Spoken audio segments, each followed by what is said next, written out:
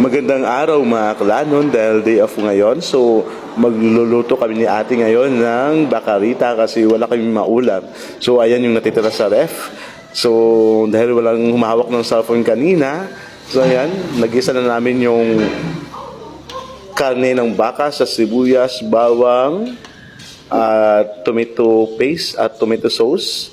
So nagisa na natin yung yung karne ng baka at nilagyan na ng tubig para mas lalo siyang lumambot, and then nailagay na natin yung patatas at yung at yung carrots, at syempre nalagay natin yung mais kanina, mas nauna pa sa mga patatas kasi mas matagal maluto, at syempre yung Del Monte na pineapple tidbits para medyo may konting tamis at asim na sipa. So yan, haluin lang natin para maging balance yung pagkaluto, and then yan, medyo luto na nga yung mga mais natin.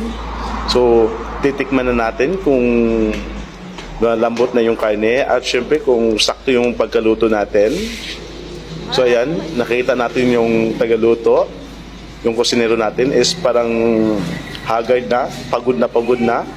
So, at last, medyo masarap din naman. At medyo mainit-init pa nga yung karne. Ayun, papasok pa nga ako.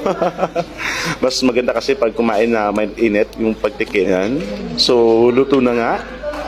So, mukhang masarap naman yung pagkaluto natin. So, ayan, tapos na. Kaya, kainan na. Bye-bye.